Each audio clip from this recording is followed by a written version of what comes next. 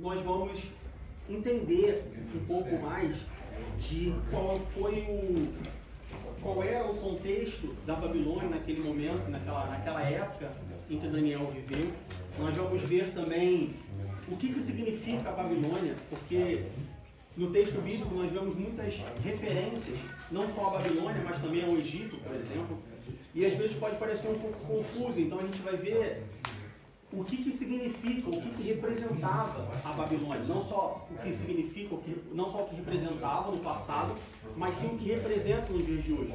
Então hoje, por exemplo, no contexto bíblico, hoje, por exemplo, quando a gente estuda a Bíblia, quando a gente lê o texto bíblico, e nós falamos sobre a Babilônia, sobre ter cuidado com a Babilônia, sobre conviver na Babilônia, nós vamos entender o porquê que a Babilônia, ou qual o significado, qual o sentido a Babilônia tem para nós cristãos, com base na Bíblia.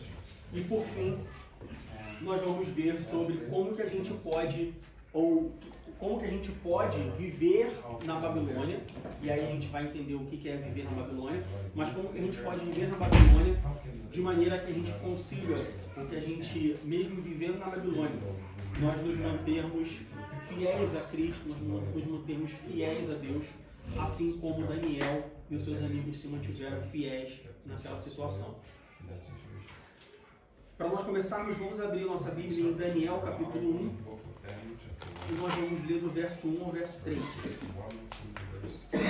Daniel capítulo 1, e nós vamos ler do verso 1 ao verso 3.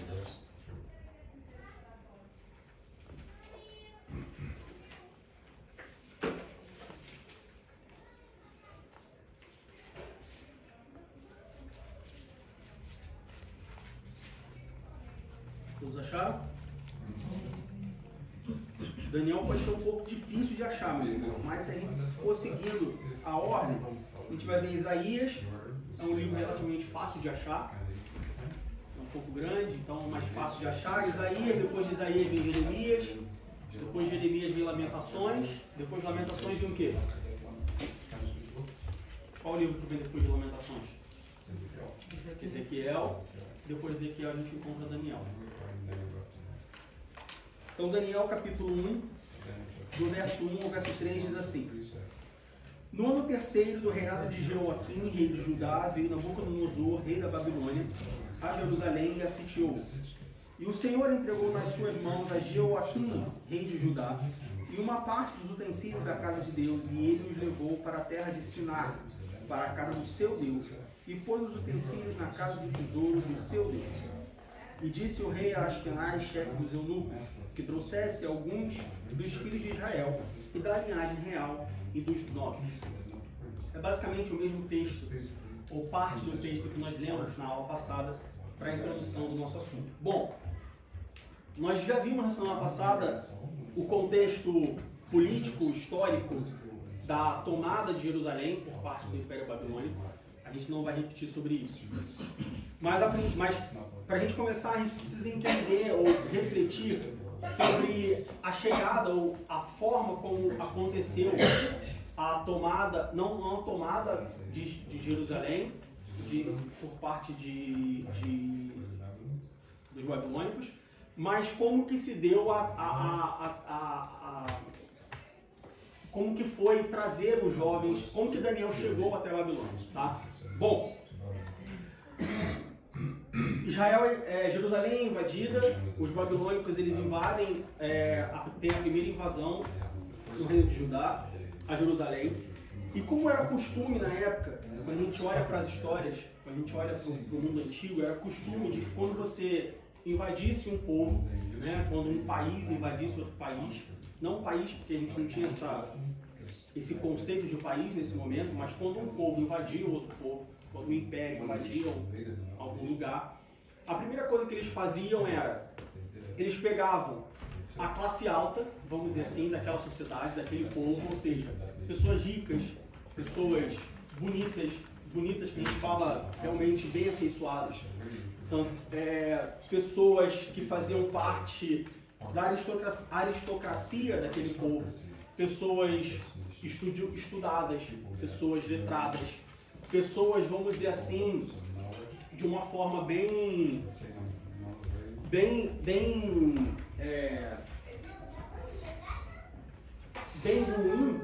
pessoas úteis.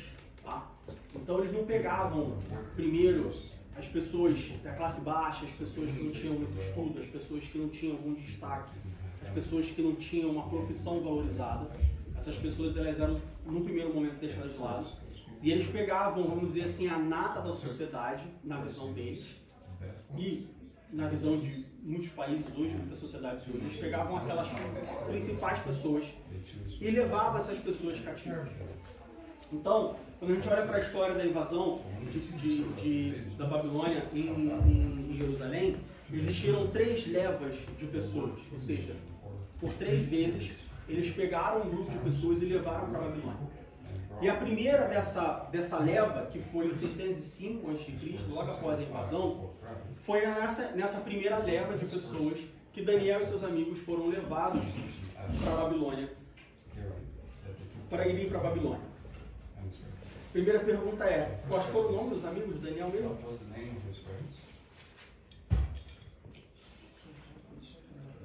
Sadraque, Mesaque e Abednego, que eram os nomes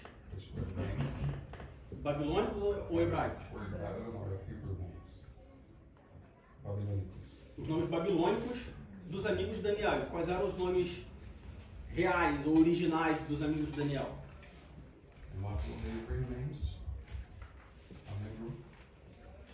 A gente falou sobre isso na semana passada.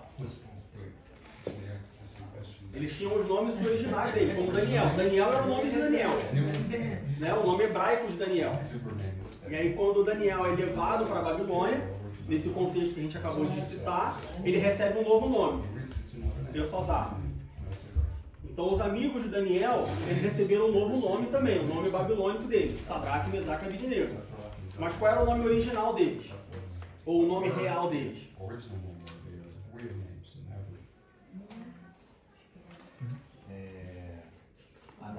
Ananias, Misael e Azarias. Eram os nomes originais deles. Não o nome original, mas o nome deles de fato, né? O nome hebraico deles. Só que quando eles levavam, quando a Babilônia, Nabucodonosor, nessa primeira leva, em 605 a.C., pegou parte do povo, a parte útil do povo, vamos assim dizer, e levou para a Babilônia, e nessa leva foi Daniel, Ananias, Misael e Azarias. Quando ele chega na Babilônia, ele recebe um novo nome. E por que ele recebe um novo nome? Porque essa estratégia, que era bem comum na antiguidade, de de passagem, o objetivo dessa estratégia era o quê? Pegar essas pessoas úteis, né? Como eu disse, pessoas bem afeiçoadas, pessoas estudiosas, pessoas que tinham uma profissão de destaque, pessoas que seriam úteis no reino. Eles pegavam essas pessoas, eles treinavam essas pessoas, eles capacitavam essas pessoas, de modo que essas pessoas pudessem ocupar cargos importantes dentro do reino da Babilônia, cargos estratégicos dentro do reino da Babilônia. Essa é uma estratégia comum no mundo antigo. Você invade, você vê o que tem de bom, você leva o que tem de bom, e o que tem de ruim, ou o que não é tão bom assim, você deixa para lá e você bota para outra coisa. Então, se a Babilônia, no mundo antigo, se você invadisse um povo e você tinha uma pessoa lá que era, por exemplo, muito inteligente, que tinha dotes e características bem marcantes, você não ia pegar essa pessoa e colocar essa pessoa para cavar buraco, para carregar pedra, para construir alguma coisa. Você pega essa pessoa e coloca como conselheiro, você pega essa pessoa e coloca para ensinar alguma coisa. Só que você não pode só pegar essa pessoa que foi invadida, né, entre aspas, que faz parte de um povo que foi invadido, levar para o seu país de origem, para o seu lugar de origem e dar para ela um cargo importante. Você precisa treinar essa pessoa. Você precisa, de certa forma, fazer com que essa pessoa agora pense como você pensa. Que essa pessoa agora seja como quem você quer que seja. Pode entrar. E depois que isso acontecer, aí sim você pode colocar essa pessoa para fazer aquilo que você espera. Então, esse era o contexto, ou o motivo pelo qual Daniel e seus amigos foram levados para a Babilônia. Ou seja, eles não foram levados simplesmente para serem levados. Eles não foram levados simplesmente porque, tem vaga no carro, então entra aí e vamos embora. Aqui está ruim, então vamos para lá. Assim como eles também não foram para a Babilônia porque eles queriam.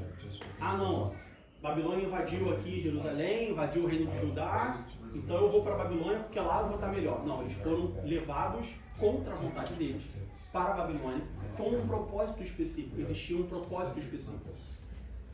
Para a gente ter uma ideia, em Daniel capítulo 1, versículo 4, nós vemos quais são as características que eles procuravam nas pessoas para levar para a Babilônia nessa primeira leva.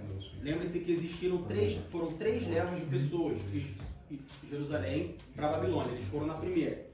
Jovens em quem não houvesse defeito algum, formosos de aparência, instruídos em sua sabedoria, sábios em ciência, entendidos no conhecimento e que tivessem habilidade para viver no palácio do rei, a fim de que fossem ensinados nas letras e na língua dos caldeus. Então a gente vê as características e a gente vê o propósito que esses homens foram para a Babilônia. Dito isso, vamos pensar agora, a gente já viu do lado do ponto de vista dos babilônicos, né? Bom, invadimos Jerusalém, vamos pegar a nata de Jerusalém e levar para a Babilônia para servir os nossos propósitos, para servir o que nós temos para eles. Agora vamos pensar do ponto de vista dos jovens, de Daniel, Ananias, Azarias e Misael. Estima-se, provavelmente, esses jovens eles tinham entre 14 e 18 anos de idade. Você tem quantos anos? Qual o nome dele? Quantos anos você tem? 19. Então, já é mais velho do que a estimativa. A gente não sabe a idade real de Daniel, Ananias, Azarias e Misael, mas estima-se que eles tinham entre 14 e 18 anos. Ou seja, jovens, hoje, adolescentes até, no início da vida. Né? Ali no início, ainda tinha a vida inteira pela frente, apesar da perspectiva de vida, da sociedade ser uma sociedade completamente diferente de hoje, mas a gente pode, sem sombra de dúvida, afirmar que eram jovens, bem jovens. Quando você pega um jovem, vamos pegar aqui como exemplo o nosso jovem de 19 anos. Se você conversar com ele, meia hora que seja, e você pedir para ele falar sobre a sua vida, sobre os seus desejos, você vai ver que é um jovem cheio de desejos. É um jovem cheio de sonhos. Se você for ali dentro e pegar uns adolescentes e você perguntar para ele, vem cá, o que você espera da sua vida? Quais os seus planos para a sua vida? E aí é bem verdade que um adolescente, muitas das vezes, ele não é conhecido por ser uma pessoa muito ambiciosa, por ter muitos planos definidos na sua vida. Uma das características da adolescência é justamente você não saber muito bem o que você quer. Mas, de maneira geral, a gente pode, de certa forma, até mesmo garantir que todo jovem, nessa faixa etária de 14, 18 anos, 19 anos, eles têm planos. Assim como adultos. Mas muitas das vezes nós, como adultos, fazemos planos mais realísticos do que os adolescentes. Eu, com 38, não vou chegar para você e falar meu sonho é ser astronauta. Porque eu estou um pouco velho para ser astronauta. Mas um jovem de 14 anos, de 15 anos, ele ainda está na idade de pensar em ser astronauta.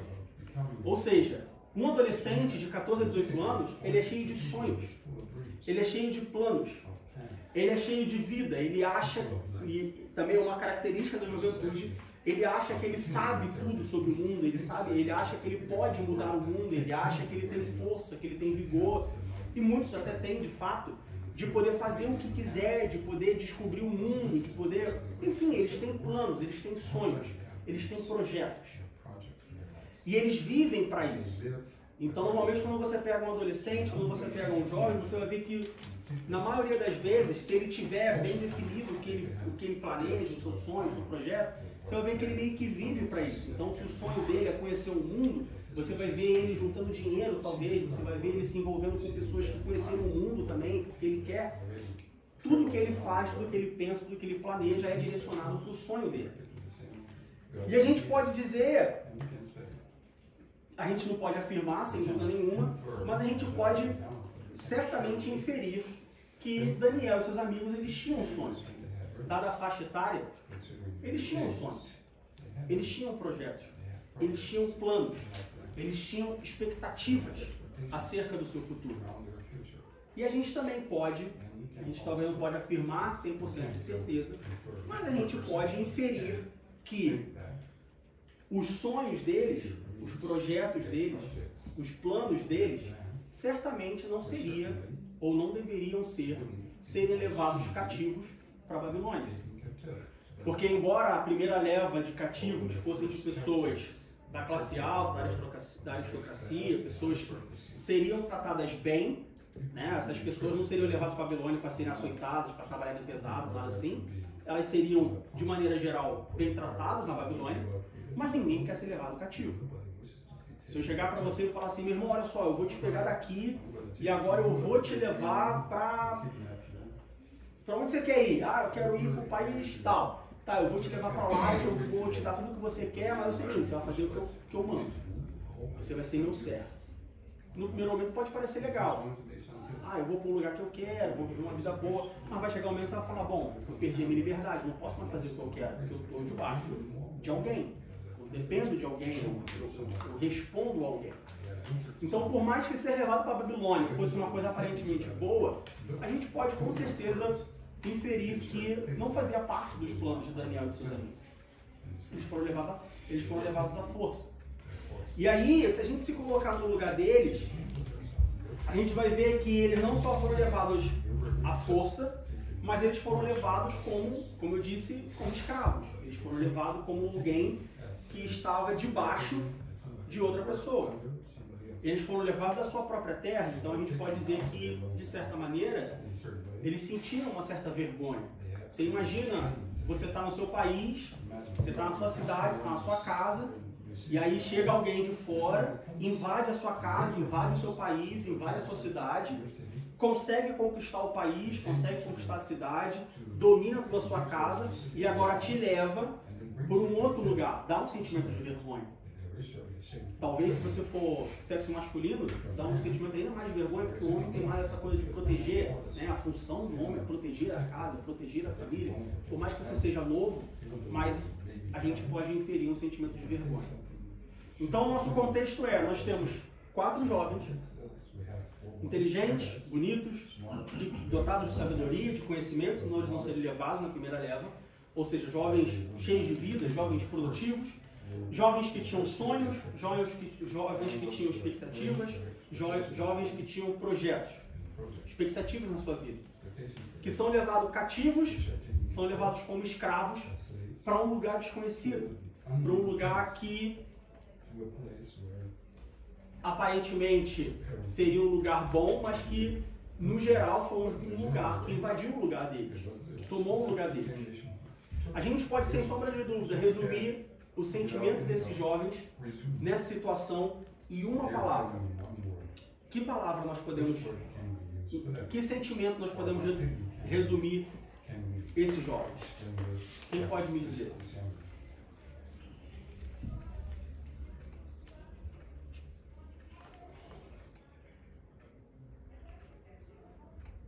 Diante de todo esse cenário, jovem cheio de vida, cheio de projetos, cheio de expectativas da sua vida toda pela frente, serem levados cativos para um outro país, num cenário de sofrimento. Se a gente for ler lá em 2 Coríntios... Frustrado ou não? Frustrado. Se a gente for ler lá em 2 Coríntios, capítulo 36... 2 Crônicas... 2 Coríntios. Olha, eu querendo achar a Babilônia, invasão da Babilônia. Mas não foi, né? Perdão, 2 Crônicas, capítulo 36. 2 Crônicas.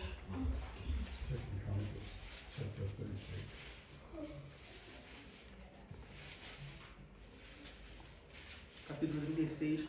Aliás, abrindo um parênteses, quando eu estava conversando em casa, alguém sabe me dizer por que a gente fala primeiro Reis, mas a gente fala, e aí talvez em inglês não tenha esse mesmo sentido, mas por que em português a gente fala primeiro Reis e a gente fala 1 Coríntios,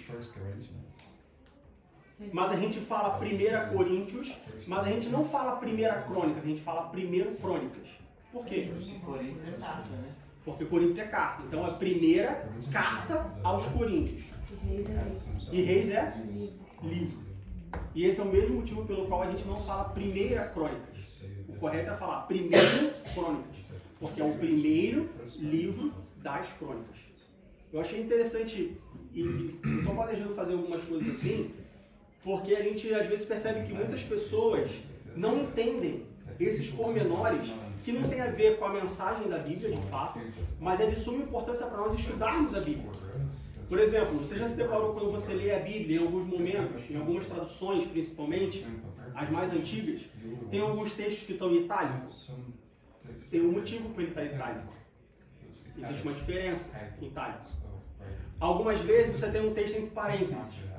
Você sabe por que o texto está entre parênteses? O que significa o texto entre parênteses? Tem traduções, né? Tem traduções que tem textos que eu vejo na Bíblia alemã, na tradução da Feda. Tem muitos textos que eles colocam entre parênteses, porque existem traduções que eles colocam aquela palavra e outras que não. Assim como no alemão no específico, eles colocam entre parênteses, por conta de como o alemão é estruturado, uma palavra que permite entender melhor o sentido daquela palavra, para não ficar muito cru um verbo. É uma complementação do que foi escrito. Esses pormenores, esses detalhes, é importante para nós, como estudantes da Bíblia, entender, compreender e saber o porquê que está assim, para que a gente não leia a Bíblia apenas como um livro de história comum. Bom, voltando para o nosso texto, em 2 Crônicas 36, do verso 6 ao verso 20, a gente vai ver a invasão, como que foi. A gente não vai ler porque é um texto um pouco longo, mas a gente for ler do versículo 6 ao versículo 20, a gente vai ver alguns detalhes dessa invasão da Babilônia em Jerusalém. E nesses detalhes nós vamos ver que quando Nabucodonosor entra em Jerusalém, ele derruba os muros, porque nós sabemos que os muros das cidades faziam com que as cidades fossem fortificadas, ou seja, era proteção. Então quando a gente vê, derrubou o muro, pode parecer uma coisa irrelevante para a mensagem, uma coisa relevante para esse cenário, mas derrubar o muro de uma cidade no mundo antigo era uma coisa muito séria, era uma coisa muito grave. Você tem os seus muros derrubados. Tanto que quando a gente vai ler lá o livro de Neemias, que Neemias chega perante o rei e ele está triste, o rei, o que está acontecendo? O que você quer? Permita que eu vá que eu volte a Jerusalém para reconstruir os muros. Neemias tinha a preocupação de reconstruir os muros. Então, muros na Bíblia tem um significado especial que nós precisamos ter esse entendimento. Então, lá em 2 Crônicas 36, dos 6 ao 20, nós vamos ver que os babilônicos, eles entram em Jerusalém, eles derrubam os muros, eles destroem o templo, eles destruíram a casa de Deus. Apesar de muitos de nós, quando eu falo nós, não estou falando nós aqui da Assembleia de Deus Berlim, mas nós no sentido povo de Deus, apesar de muitos não darem o devido valor ao templo de Deus, e aí está falando o templo, as 4 paredes onde a igreja se reúne para adorar o nome de Deus, infelizmente nós vemos muitas pessoas não dando devida importância, tratando o templo, é só um lugar, é só uma casa. Muitas pessoas, inclusive, negligenciando ou ignorando a existência de um templo para se reunir.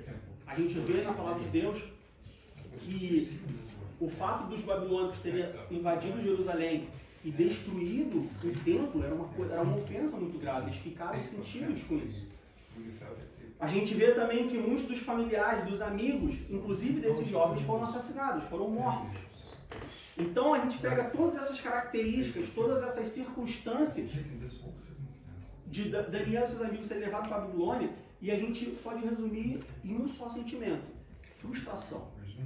Nós tínhamos aqui 4 jovens, cheios de sonhos, cheios de planos, capacitados, dotados de intelecto, de sabedoria, que estavam frustrados, levados cativos para a Babilônia. Aí eu quero te fazer uma pergunta. Quando você está frustrado, como você se comporta? Rebelde. Rebeldia. A maioria de nós nos comportamos com rebeldia diante das nossas frustrações.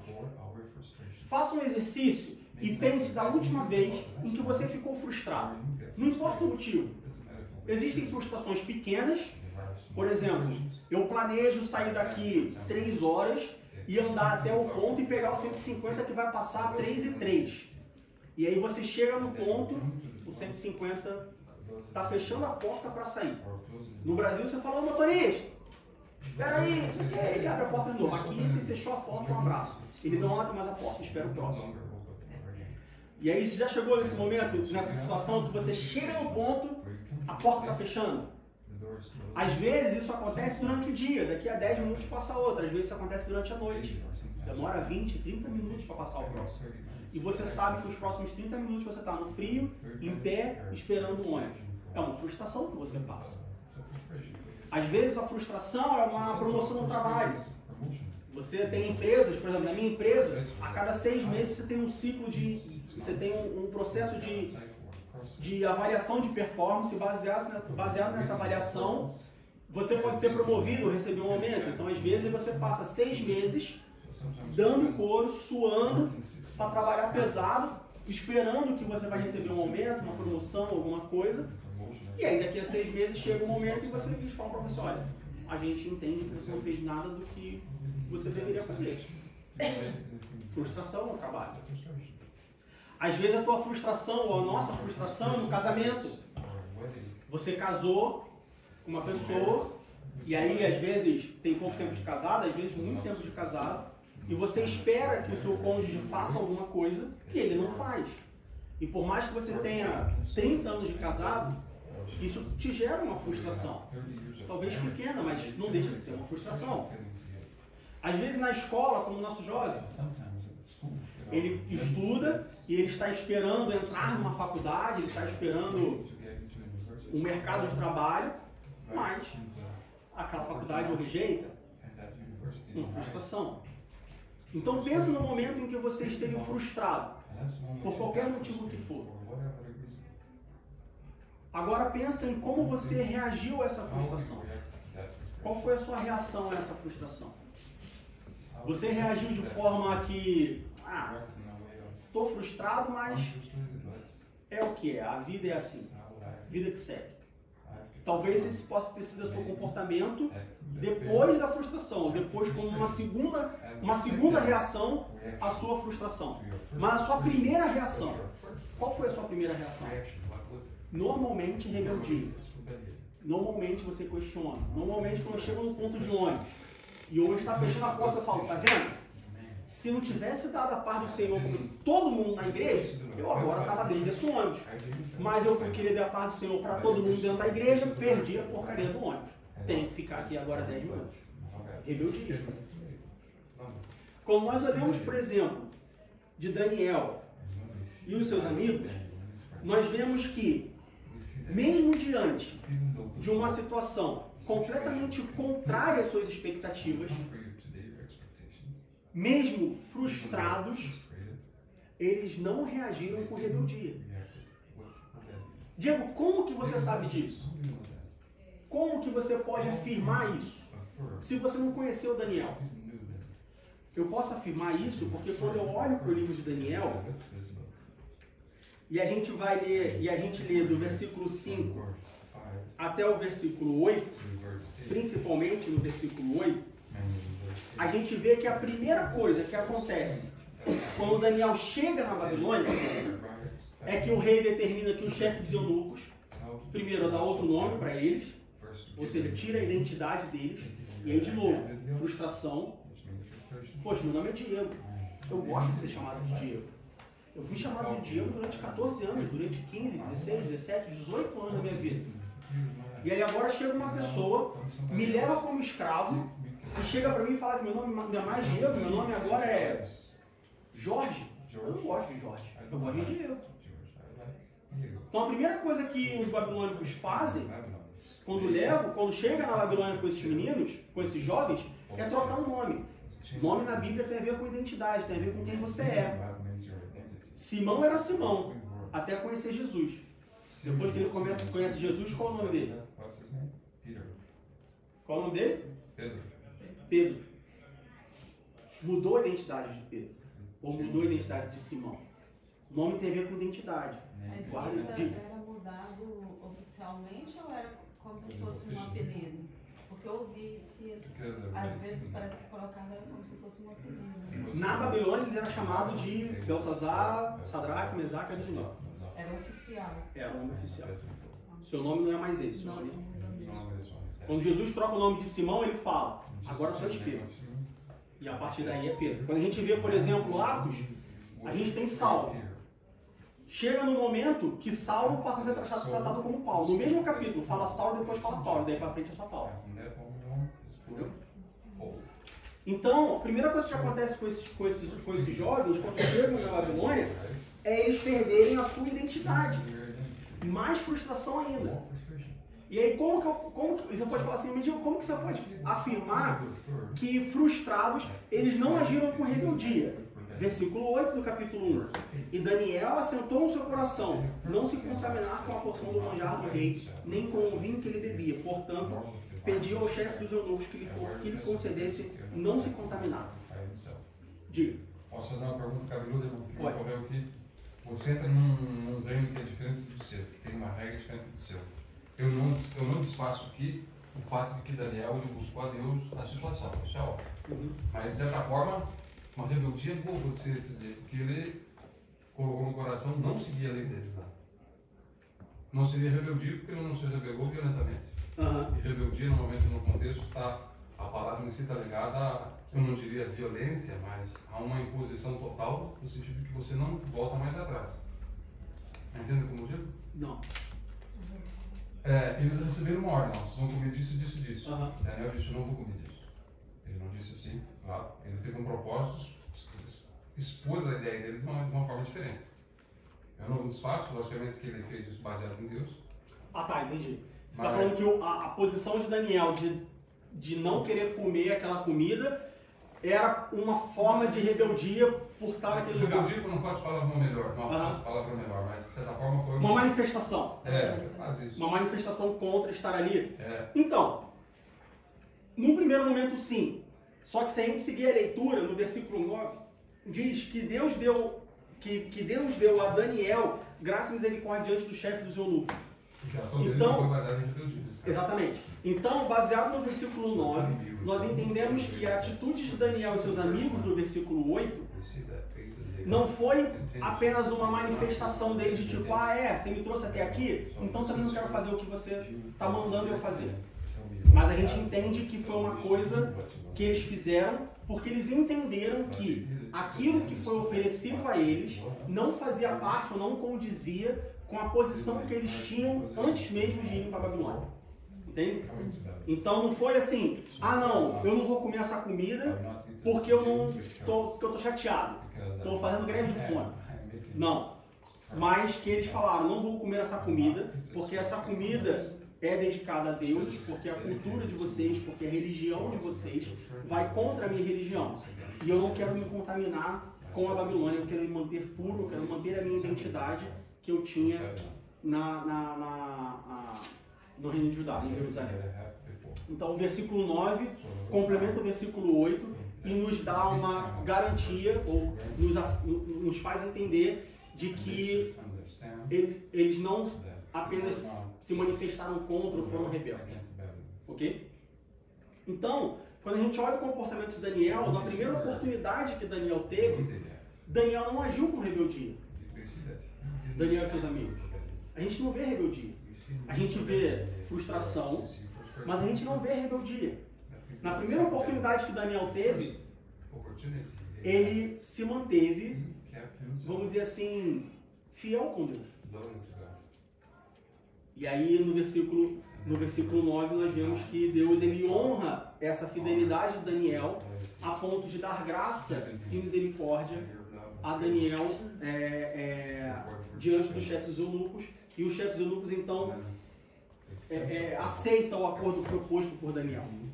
E aí a primeira lição que fica para nós é: quando nós estamos ou enfrentamos um momento de frustração, e eu tenho certeza que você já passou por pelo menos uma frustração na sua vida. Frustração faz parte da vida. Quando você enfrenta um momento de frustração, quando algo que você planejou não sai como você esperava, qual é o seu sentimento? Qual é o meu sentimento? É rebeldia? Talvez eu devesse repensar. Quando algo não sai como eu planejei, o que eu faço? E veja bem, eu não estou falando que, ou nós não vemos na Bíblia que nós devemos ficar felizes. Estou feliz. Por que você está feliz, meu irmão? Porque tudo que eu planejei deu errado. Estou feliz, estou alegre. Não. Não é estar feliz e alegre. É estar triste, sem dúvida. vamos dizer assim, estar triste pro lado de fora. Mas dentro, estar feliz que, olha só, mesmo isso acontecendo, eu preciso manter firme aquilo que realmente importa, minha fidelidade com Deus. É isso que nós vemos com Daniel. A gente não pode, sem dúvida nenhuma, a gente não pode afirmar que Daniel estava feliz e alegre por ter ido para a Babilônia. Certamente não, certamente ele chorou, certamente ele estava triste, ele estava frustrado.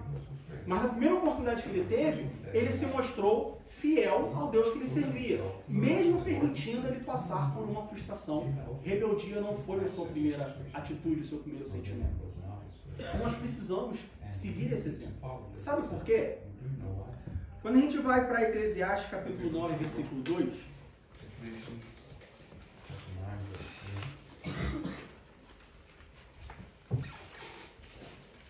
Eclesiastes capítulo 9, versículo 2,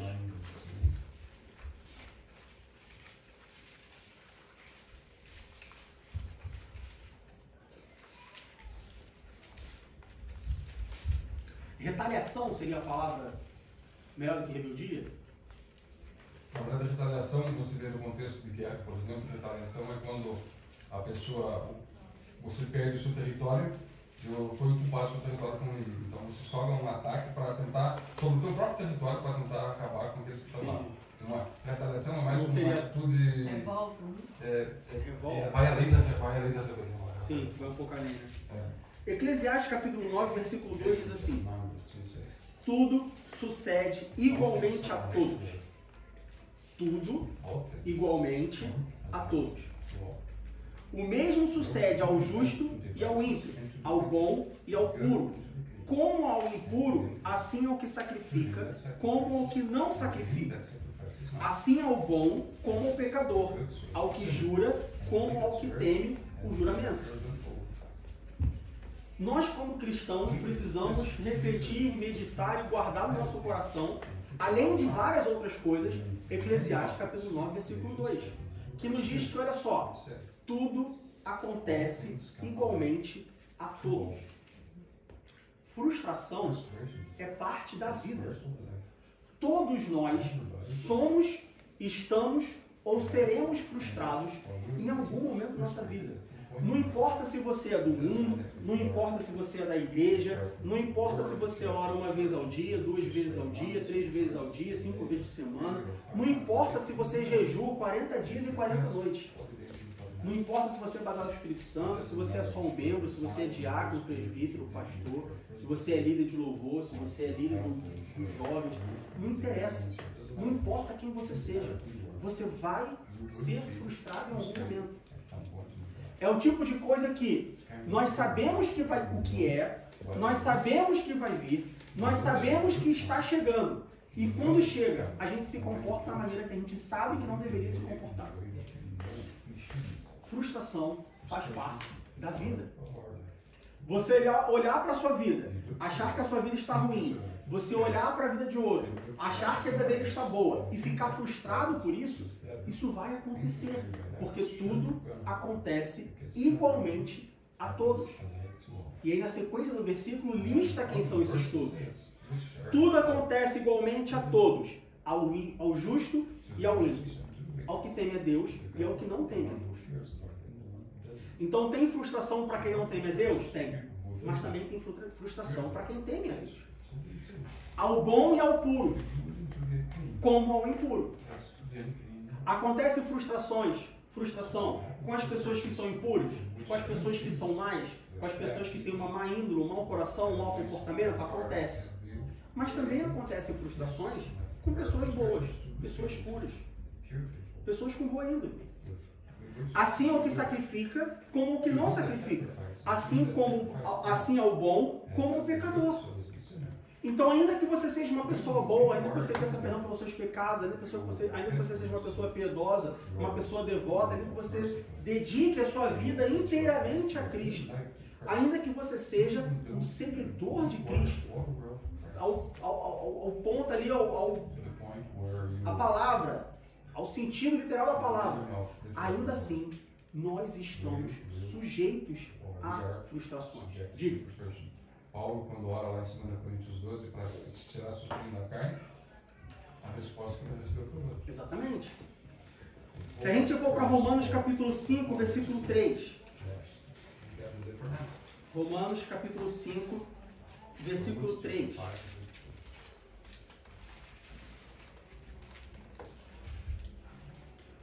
Romanos capítulo 5, versículos 3 e 4 diz assim: e não somente isto, mas também nos gloriamos nas tribulações, sabendo que a tribulação produz a paciência, e a paciência a experiência, e a experiência a esperança. Frustrações são parte da vida. Agora, você sabe qual é a diferença entre a frustração na vida do crente e a frustração na vida do não crente? Alguém sabe dizer? Ninguém? A frustração na vida do crente, ela pode produzir esperança. Ela pode. Por que ela pode? Porque, como diz Romanos capítulo 5, no verso 3 ao verso 4, a tribulação produz a paciência. A paciência, a experiência, a experiência, a esperança. Mas isso não é automático. Isso depende do que eu faço com a frustração. Se eu pegar a frustração e transformar a frustração em rebeldia, ela não vai produzir esperança. Ela vai produzir condenação. Agora, se eu pegar a frustração, transformar a frustração em paciência, a paciência transformar em experiência, a experiência vai produzir esperança. Com que nós temos transformado? Em que nós temos transformado a nossa frustração? Quer ver um outro exemplo na Bíblia? Vamos lá para Atos capítulo 16, versículo 30. Atos capítulo 16, versículo 30.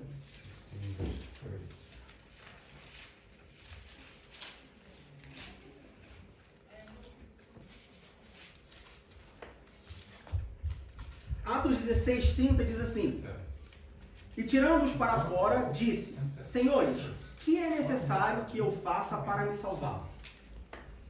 Um versículo isolado, mas o contexto dessa passagem, tenho certeza que vocês conhecem essa passagem. É a passagem de Paulo e Silas na prisão. Todos conhecem? Todos conhecem a passagem de Paulo e Silas na prisão, certo? Paulo e Silas estavam presos. E aí eu te pergunto, alguém que está preso por algo que não cometeu, está frustrado ou não? E como? Ainda que você seja servo de Deus, ainda que você tenha uma vida piedosa, frustração faz parte do seu sentimento numa prisão por algo que você não cometeu. Paulo e Silas, a gente pode dizer que eles estavam frustrados na prisão. E qual foi o comportamento de Paulo e Silas na prisão? Eles foram rebeldes contra Deus? O que eles fizeram? Eles oraram e cantaram. Eles pegaram a frustração, transformaram a frustração em paciência. Olha, a gente está aqui, o que fazer? Pegaram a paciência e transformaram em experiência. Certo? Vamos orar. Vamos cantar. É o que a gente pode fazer. Essa experiência se transformou em esperança. Como você sabe que essa experiência foi transformada em esperança? Versículo 30. Quando acontece o terremoto e eles são libertos, o carcereiro chega para ele e fala assim: senhores, no versículo 30 diz: e tirando-os para fora, ou seja, tiraram eles da prisão, disse: senhores, o que é necessário para eu me salvar? O que eu preciso fazer para eu me salvar? A frustração de Paulo e Silas gerou esperança para o carcereiro. Não tinha nada a ver com a história.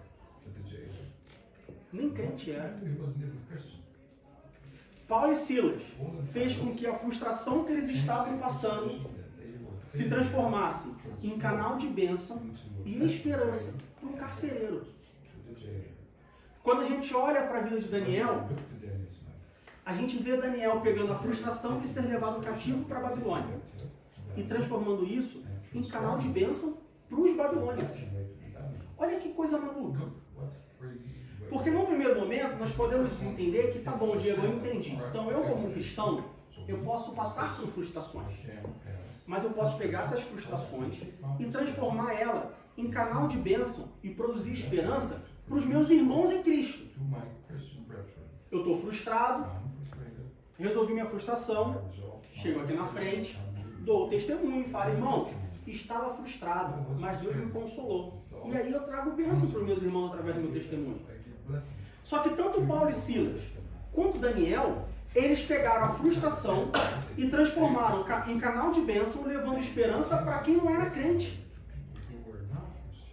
para quem não era justo, para quem não era bom. Um carcereiro é um babilônico. E os babilônicos. Quando Daniel é jogado na cova dos leões, o que ele faz? Rebeldia? Daniel se dobra o seu joelho e fala assim, Deus, porque eu orava a ti 3 vezes ao dia, porque eu me mantive fiel ao Senhor, e agora o Senhor me jogaste neste lugar. Foi assim que Daniel orou? O que Daniel fez? Como resultado da frustração dele, de mesmo fazendo o que era certo, mesmo fazendo o que ele tinha que fazer, não aconteceu o que ele esperava que acontecesse. O que Daniel faz?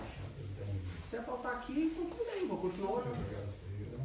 Aí no dia seguinte, o que acontece? Chega lá o rei, a palavra de Deus diz que Dario, ele fica lá, porque ele fica com o coração partido, porque ele gostava de Daniel. Amanheceu o dia, ele vai lá, vê Daniel, que Daniel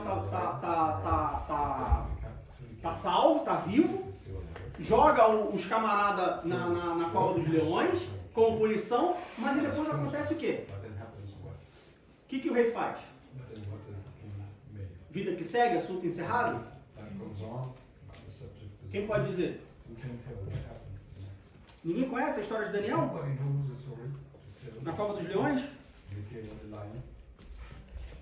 Abaixo do rei só via ele depois daquilo, né? Hã? Aconteceu aquela discussão, se me lembra aqui, porque ele havia sido nomeado como uma posição de principado. E aí os invejosos tramaram contra ele, por conta de ele orar às vezes, jogaram ele na cova e depois ele ficou como maioral lá no reino, né? E o rei começa a servir a Deus. Vamos lá para Daniel capítulo 6, versículo 26.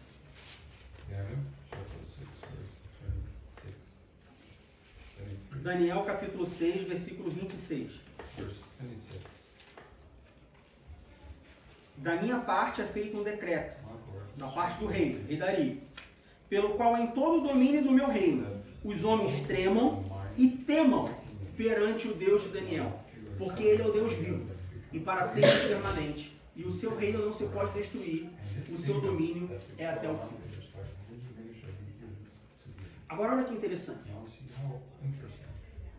Daniel estava frustrado. A frustração de Daniel, seguindo Romanos, se transformou em paciência, paciência em experiência, experiência em esperança. Daniel agora sai. E aí, olha que interessante. Eu não estou falando que está errado, não. Estou só pegando esse exemplo para a gente ver a beleza dessa situação. O Franz falou que o que aconteceu para Daniel? Daniel foi feito o segundo do reino, abaixo do rei. Ou seja, a frustração de Daniel foi transformada em posição social, porque ele era o segundo acima do rei. Ele estava humilhado e ele foi exaltado. Só que a grande coisa não foi Daniel ser feito segundo do rei. A grande coisa foi um rei que não adorava a Deus falar, olha só, todos no reino têm que temer e tremer diante do único Deus vivo que reina sobre todos, que foi o que o nosso irmão Wilson falou. A gente não pode achar que a nossa frustração vai ser transformada em esperança para nós. Porque pode ser que ela não seja transformada em esperança para nós. Pode ser que depois dessa frustração venha outra frustração. Porque Paulo e Silas foram libertos, soltos, gerou esperança para o carcereiro, mas depois eles foram presos de novo. Como que Paulo morreu? A história diz que Paulo morreu decapitado. As últimas cartas de Paulo para Timóteo, Paulo está preso. Com frio, ele fala, traz a minha capa. Ele estava com frio. Se ele tivesse com calor, ele não podia a capa. Certo? Então, às vezes, a gente acha que a nossa frustração vai terminar em esperança para nós. Só que na maioria das vezes, ou algumas vezes, não é para nós. O objetivo não sou eu. O objetivo é o Babilônia. O objetivo é o carcereiro. Eu sou apenas um meio. Eu sou apenas uma forma de condução. E aí vem a segunda oportunidade, ou a segunda situação em que nós podemos ter rebeldia. A primeira oportunidade é, na frustração, a gente agir com rebeldia. Algumas pessoas, diante da frustração, agem com rebeldia para com Deus. Outras pessoas, diante da frustração, ou da primeira frustração, vamos colocar assim, elas nem agem com rebeldia para com Deus. Porque elas entendem que, passada a frustração, vai vir a esperança para elas. Só que aí, quando passa a frustração e vem a esperança, e não vem a esperança para elas, e elas percebem que elas foram apenas uma forma de um condutor, foram apenas um canal, aí vem a segunda frustração. Uma frustração em cima de outra frustração. Aí muitas pessoas que não foram rebeldes na primeira, são rebeldes na segunda. Sabe o que nós aprendemos com isso? Nós somos apenas um meio. Na obra de Deus, nós somos apenas uma ferramenta. E quando nós entendemos, a partir do momento que nós, como cristãos, entendemos e vivemos, porque uma coisa é você entender, outra coisa é você aceitar. Uma coisa é entender qual é o certo, e aí muita gente entende. Mas poucas pessoas, ou nem todas as pessoas que entendem o que é o certo, aceitam o certo. Tem gente que entende o certo, mas não aceita. E aí não vive.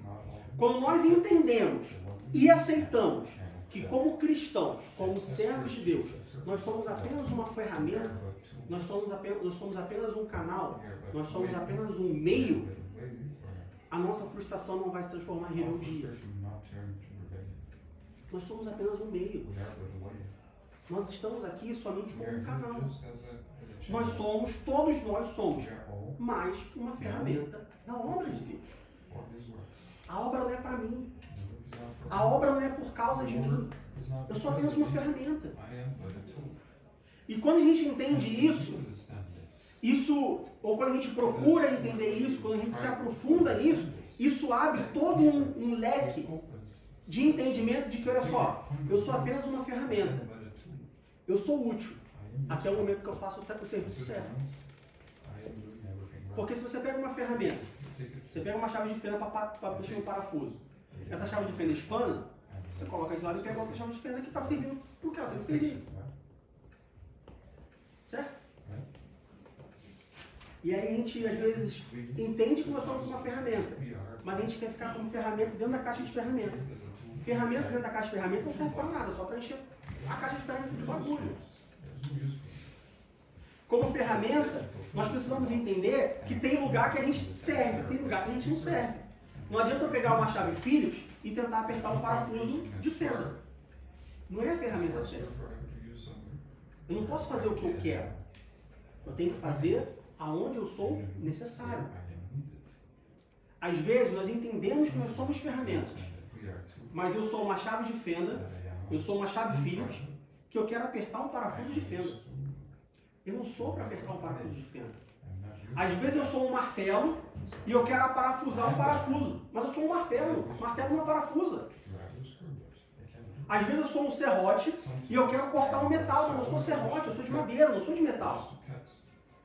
Então às vezes a gente até entende que nós somos uma ferramenta, mas a gente acha ou a gente quer servir onde nós queremos e não onde nós precisamos servir.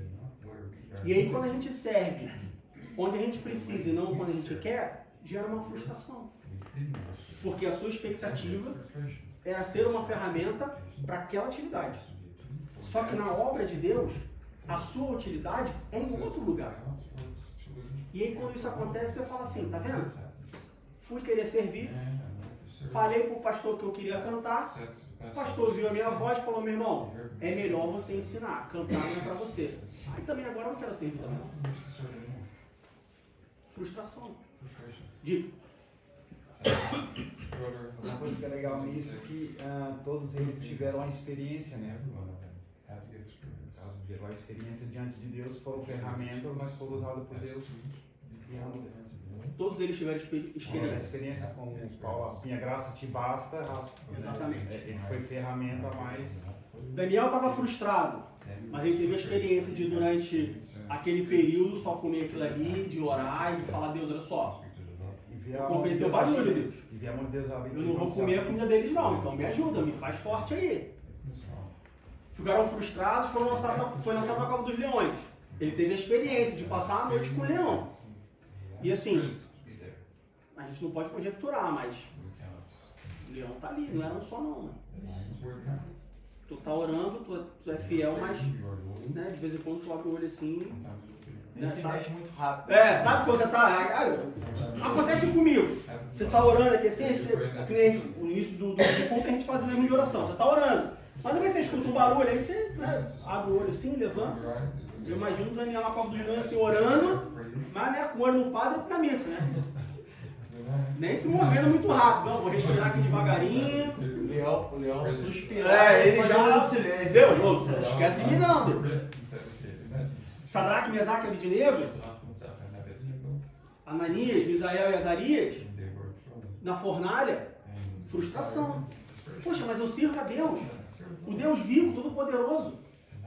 E eu estou aqui diante do rei, vou dizer que eu sirvo ao Deus vivo e poderoso. E o Deus vivo e poderoso vai matar esse rei agora. Ih, não matou Deus não. Não matou o rei não. Pelo contrário, o rei mandou aquecer a fogueira 7 vezes mais. O rapaz que foi levar o menino, coitado, tinha nada a ver com a história, foi queimado. Foi junto. Frustração. Mas tiveram a experiência com o quarto homem na fornalha. Gerando esperança àquela nação. Trouxe esperança para ele. Paulo e Silas na prisão, frustração. Mas precisou da experiência para poder gerar esperança. Frustração não se transforma em esperança da noite para o dia. Frustração não se torna esperança, processo natural da vida. Tem que ter experiência. Precisa da experiência. É que nem você pegar os ingredientes. Imagina que você quer fazer um bolo. Aí você pega todos os ingredientes, coloca na bacia. Aí você sai para trabalhar e volta à noite. O bolo vai estar pronto? Tem que ter experiência. Qual é a experiência de você fazer um bolo? Você faz carinho no bolo? Irmã Lidiane, conta pra gente como é que faz com o bolo. Bota os ingredientes lá, o seu bolo que é gostoso. Como que faz para o bolo ficar gostoso? Bota ingredientes, depois faz o quê? Faz carinho nele? Não. Faz o quê? Precisa colocar o fermento. Então, depois. Colocar na... Mexe com o quê? Mexe com pena? Não. Ou mexe com colher de pau? Também não. Também não, mexe com o quê? Mexe com bater. Mas tem que mexer. Tem que mexer. Tem que bater nele. Dependendo da massa, tem massa que apanha. Sim, tem massa. E apanha que nem gente grande, né? E aí depois que mexe a massa, depois que bate na massa, bota ela onde? Na geladeira? Não. Bota onde? No tabuleiro pra pôr no forno. Passa pelo fogo. Passa pelo fogo. Fogo faz carinho? Fogo não faz carinho. Fogo queima. Mas depois que sai do fogo, a gente sabe quanto domingo.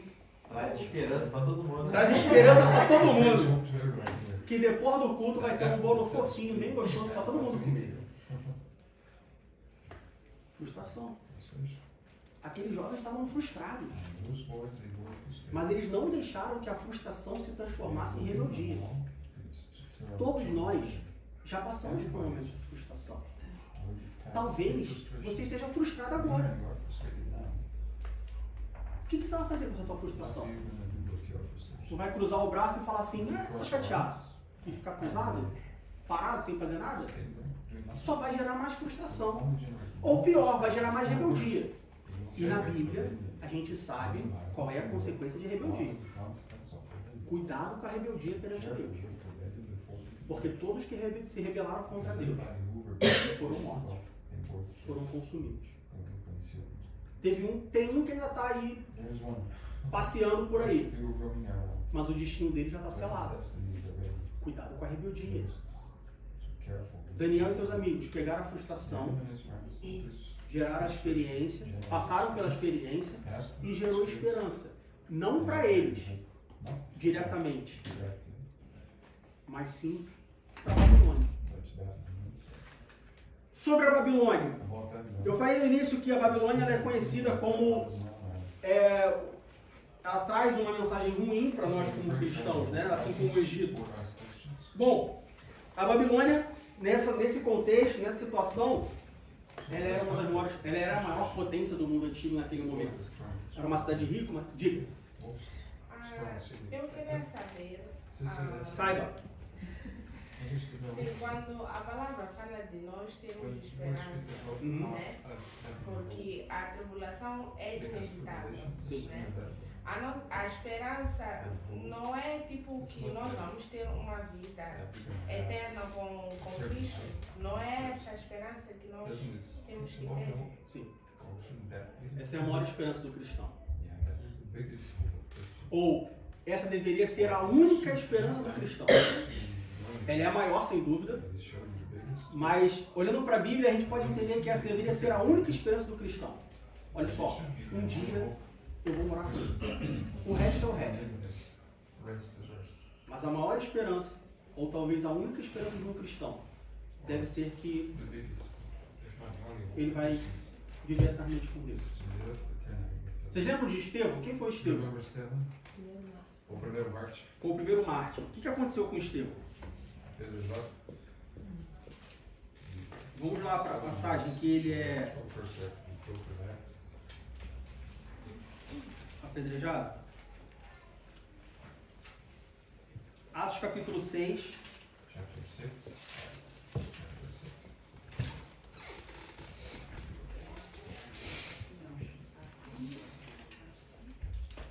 Do verso 8 ao verso 15.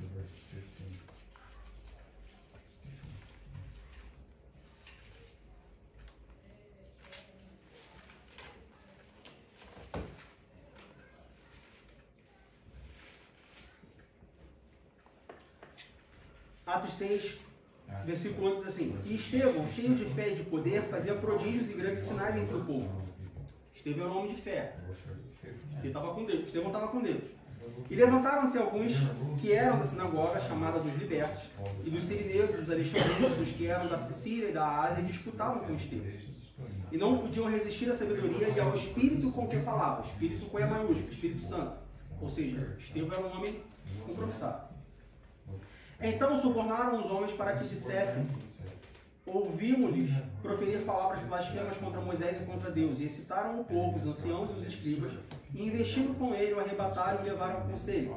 Apresentaram falsas testemunhas que diziam: este homem não cessa de proferir palavras blasfemas contra este santo lugar e a lei, porque nós lhe ouvimos dizer que esse Jesus Nazareno há de destruir este lugar e mudar os costumes que Moisés nos deu.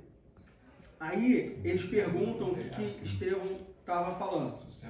Aí se a gente for pular lá para o versículo 57, se a gente ler daqui até o versículo 56, a gente vai ver, eles perguntam o que Estevão está falando. A gente vai ver que Estevão fala aqui, Estevão não está falando abobrinha, Estevão está falando o evangelho, tudo assim. Aí no versículo 57 diz assim: mas eles gritaram com grande voz, taparam os ouvidos e arremeteram unânimes contra ele, expulsando da cidade, o apedrejavam. E as testemunhas depuseram as suas vestes aos pés de um jovem chamado Saulo. Saulo é o Saulo que virou Paulo. Ou seja, Paulo testemunhou, estava ali vendo o apedrejamento. E apedrejaram a Estevão, que em invocação dizia: Senhor Jesus, recebe o meu espírito. E pondo-se de joelhos, clamou com grande voz: Senhor, não lhes impute este pecado. E tendo dito isto, adormeceu. A esperança de Estevão, em nenhum momento, foi que ele fosse liberto.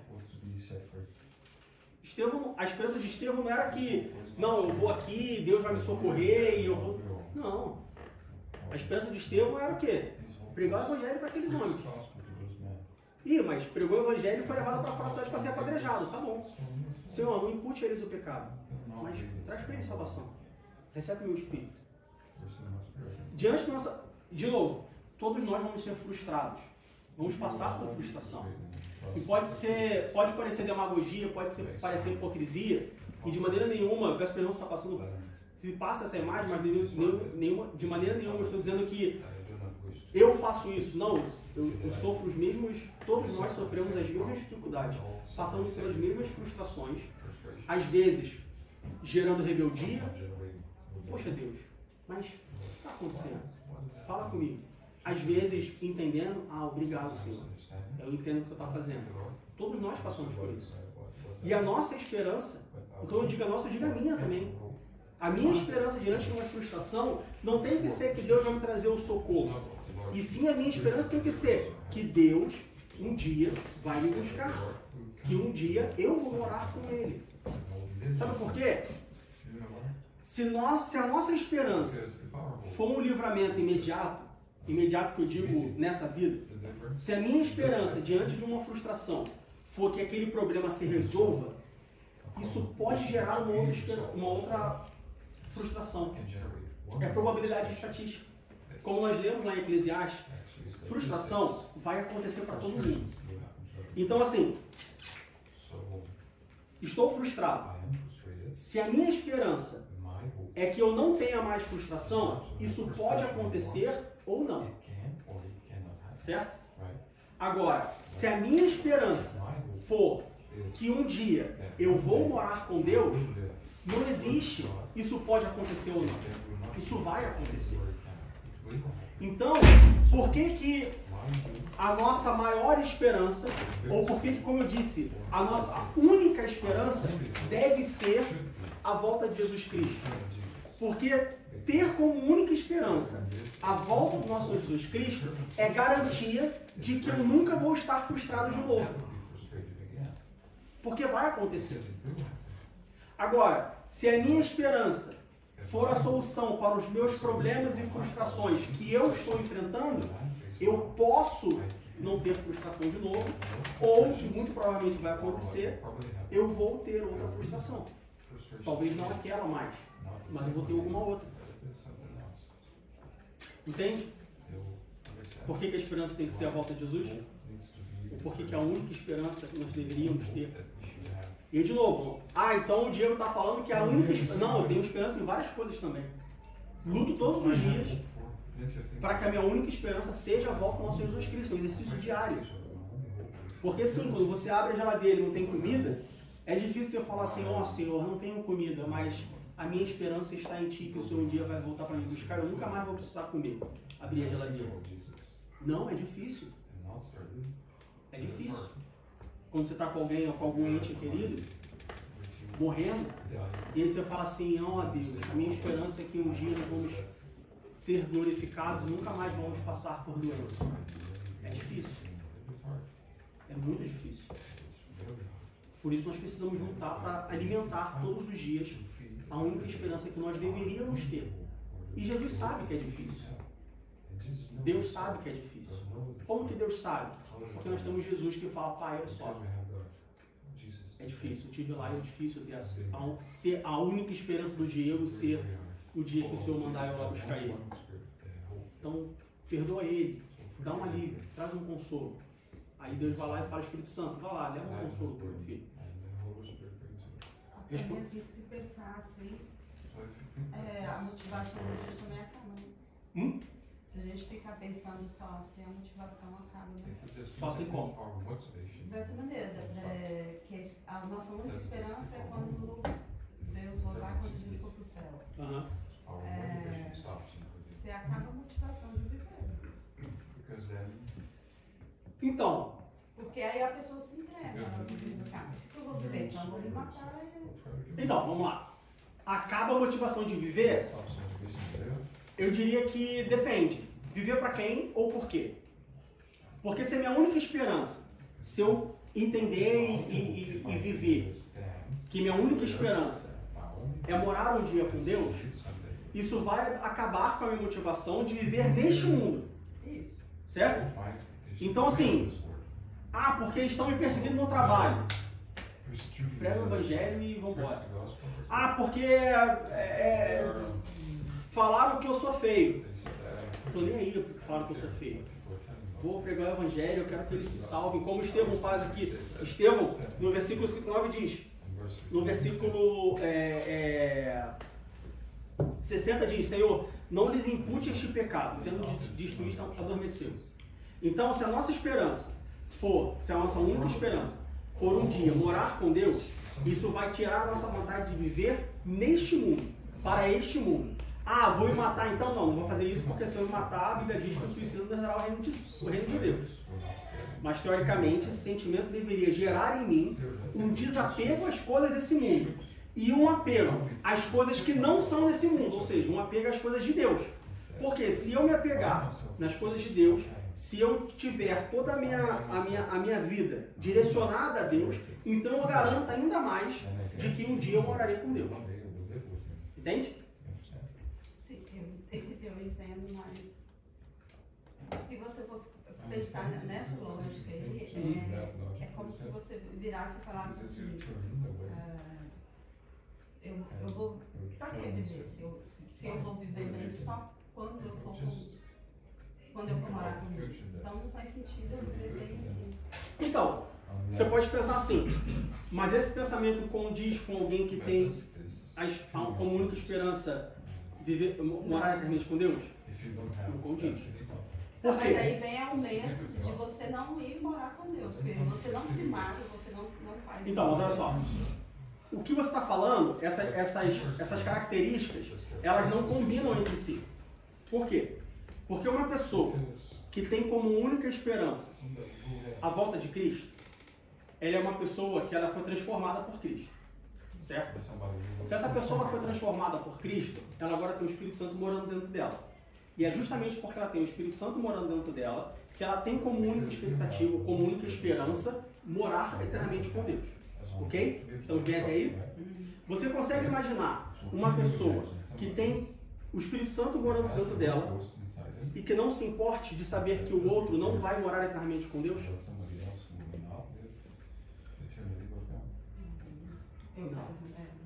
Porque o Espírito Santo que mora dentro dela vai gerar um fruto. Gálatas capítulo 5, 22. E uma das características desse fruto é o amor, é a benignidade, é a bondade, é a esperança. E essa pessoa que tem o Espírito Santo morando dentro dela e que tem como única esperança a volta de Cristo, ela vai deixar de ter prazer de viver para o mundo e a passar a ter prazer de viver para Deus. E quando você vive para Deus, você faz as obras de Deus como uma ferramenta. Você entende que você é uma ferramenta na obra de Deus. E uma das obras de Deus é o quê? Ir por todo mundo e pregar o evangelho a toda criatura. Então sim, essa pessoa ela vai deixar de viver para o mundo. Ela vai perder a vontade de viver. Mas depende para quem. Ela perde a vontade de viver para o mundo. Riqueza. Ter amigo. Amigo que eu falo, óbvio, no contexto social, né? Perder amigos por causa do evangelho. Tudo isso não importa. O que importa? Pregar o evangelho, o que Estevão fez. O que importava para Estevão? Diante de todas aquelas pessoas, de todos aqueles escribas, ainda assim, sabendo que seria morto por isso, pregar o evangelho. E mesmo diante da morte, falar assim, Deus, não impute esse pecado. Eles não sabem o que eles estão fazendo. Para Daniel, o que importava para ele não era se rebelar porque estava naquela situação. Mas o que importava para ele era assim, bom, como que eu posso me manter fiel ao meu Deus e mesmo assim transformar a minha frustração em esperança para esse povo da Babilônia? O povo da Babilônia era um povo sem esperança. Era um povo altamente idólatra. Era um povo que tudo que eles faziam, e por causa disso eles são conhecidos como, eles são referência dentro da Bíblia de algo que a gente não deve se misturar. Porque eles eram completamente, todas as práticas deles, a forma de viver, a imoralidade, o relativismo, a religião, tudo deles é um exemplo do que é abominável diante de Deus. Entende? Fala. Eu quero olhar para o outro lado, dentro da pergunta da questão que a irmã levantou. Porque o nosso professor, ele falou assim, é normal, é difícil a gente ter esperança quando abre a geladeira está vazia. Não é isso? E aí a irmã levantou a pergunta, mas aí se a minha única esperança for a volta de Jesus, eu perco a motivação de viver. Aí é que está o segredo de nós termos a esperança na vida eterna. Porque a nossa esperança na vida eterna nos gera o prazer de viver. Está entendendo? Uma vez que somos, Paulo escreve aos Romanos assim, quando somos justificados em Cristo Jesus pela fé, temos paz com Deus. Ou seja, uma vez que agora a minha esperança é a vida eterna, eu tenho prazer de viver, não importa as circunstâncias. Você vai ficar triste, você vai ficar frustrado porque acabou a comida, o salário ainda não caiu, você vai ficar. Só que você não vai perder o prazer de viver, porque você sabe que você tem a vida eterna. Entende? Então, aquele que verdadeiramente tem a sua esperança na vida eterna, ele não perde o prazer de viver. Entende? Por quê? Porque uma vez que você tenha a esperança na vida eterna, o Espírito Santo, ele te testifica todos os dias falando assim, olha, tu vai passar tribulação mesmo, filha, mas você vai ter a vida eterna. Isso te dá prazer de viver. Entendeu? Prazer de viver sem ter prazer nas coisas onde você vive. Você não vai querer se suicidar, por exemplo. Está entendendo? Igual você falou assim, é que é melhor eu me suicidar, me matar e acabar logo tudo.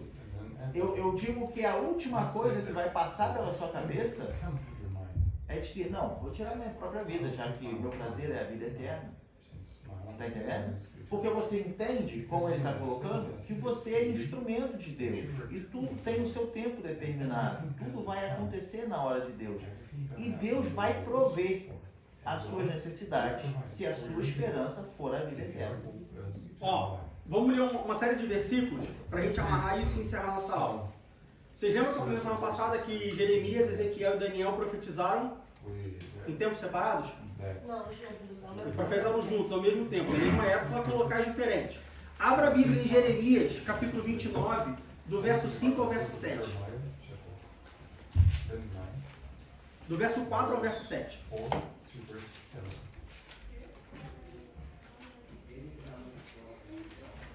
Olha o que Deus fala para aquelas pessoas que estavam cativos na Babilônia. Só que essas pessoas, elas estavam cativos não como Daniel. Elas não foram, não estavam no cenário bom. Olha o que Deus fala através de Jeremias. Jeremias 29, do verso 4 ao verso 7. Assim diz o Senhor dos Exércitos, o Deus de Israel, a todos os que foram transportados, que eu fiz transportar de Jerusalém para a Babilônia. Primeira coisa, Deus fez o povo ir cativo para a Babilônia. O fato deles terem sido levados cativos para a Babilônia não é porque Deus se esqueceu deles. Deus fez eles serem levados cativos. Como assim, meu irmão? Então Deus quis que o seu povo fosse levado cativo para a Babilônia? Sim. Por quê? Porque Deus castigou o povo. Mas por que Deus castigou o povo? Porque se rebelaram contra ele. Deus castiga. Edificai casas e habitai-as, plantai jardins e comei o seu fruto. Tomai mulheres e gerai filhos e filhas. Tomai mulheres para vossos filhos e dai vossas filhas a maridos, para que tenham filhos e filhas. Multiplicai-vos ali e não vos diminuais. Procurai a paz da cidade para onde vos fiz transportar e orai por ela ao Senhor, porque na sua paz vós tereis paz. Isso é conselho de alguém? É conselho para alguém que não deve ter prazer em viver? Não. O povo de Israel tinha como esperança, obviamente que não a volta de Cristo, porque eles ainda não tinham se manifestado o Messias, mas eles tinham esperança no livramento de Deus, vamos colocar assim como nós temos a esperança no livramento de Deus desse mundo terreno no momento que ele voltar. E como resposta a essa esperança, Deus fala assim, olha só, você vai lá, você vai casar, você vai ter filhos, você vai dar suas filhas em casamento, não misturando com o povo, com a Babilônia. Mas entre vocês vão se multiplicar, vocês vão viver, ué. Por que vai ficar surubático aí pela vida, sem querer prazer de viver? Não, vai viver. Agora vamos para 1 Pedro capítulo 5, versículo 13. 1 Pedro capítulo 5, versículo 13.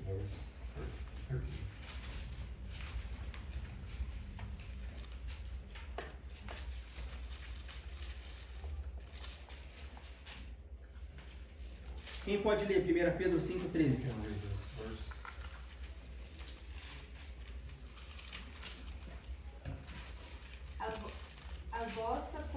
em Babilônia o Saúl e meu filho Marcos. Quem é a coeleita? Quem é essa coeleita aqui? A igreja da Babilônia. A igreja. Ah, sim. A coeleita aqui é a igreja. A vossa coeleita, ou seja, a vossa igreja, no sentido de, olha, igreja junto com, igual a vocês, em Babilônia. Pedro diz isso aqui para nós. Nós vivemos na Babilônia. Mas Diego, mora em Berlim, não mora na Babilônia. Sim, como eu disse, no sentido biblicamente falando, a Babilônia representa o local onde nós vivemos, o mundo. Por quê? Imoralidade, relativismo, religião, falsas religiões, idolatria, prostituição. Tanto prostituição no sentido carnal, no sentido sexual, mas prostituição no sentido espiritual. Quando a Bíblia fala de prostituição, está falando de prostituição no sentido espiritual. Nós moramos na Babilônia. A igreja está na Babilônia, estamos aqui. Não adianta cruzar o braço e falar assim, então eu quero morrer. Não só, nós somos forasteiros. Lá em 1 Pedro capítulo 2, versículo 11, 1 Pedro capítulo 2, versículo 11, Pedro diz assim: Amados, peço-vos como a peregrinos e forasteiros, que vos abstenhais das concupiscências carnais que combatem contra a alma. A gente vai morar aqui, meu irmão, você querendo ou não. Ainda que você tenha a sua única esperança na volta de Cristo, tu tem o teu tempo para cumprir. A questão não é o que você vai fazer. A questão é como você vai cumprir esse seu tempo. Daniel e seus amigos foram levados para a Babilônia. Eles não tinham como sair da Babilônia. Não tinham o que fazer. Eles podiam escolher ou viver como os babilônicos, ou manterem a sua identidade de povo de Deus e viverem como o povo de Deus na Babilônia. Frustrados, mas levando esperança para aquele povo. E essa é a escolha que nós precisamos fazer. Nós somos uma igreja que vivemos na Babilônia. Como a gente vai viver? Como os babilônicos? Ou a gente vai viver como o povo de Deus, mantendo a nossa identidade, não nos misturando com eles, mas sim levando esperança para eles, mesmo que estejamos frustrados. Frustrações só no céu que a gente não vai ter. Enquanto estiver aqui, todo dia, às vezes mais de uma vez por dia. Mas aí faz parte da vida, faz parte da nossa missão. Passarmos por frustrações, mas transformarmos frustrações em experiência, frustrações em paciência, paciência em experiência e experiência em esperança. Para mim, para você, não, eu já tenho a minha esperança, morar com Deus. Mas trazer esperança para os babilônicos, trazer esperança para o carcereiro, trazer esperança para quem não tem esperança, para que todos nós juntos tenhamos a mesma esperança. E que esperança é essa? Que um dia Jesus vai voltar para nos buscar e nós moraremos eternamente com o nosso Deus. Amém?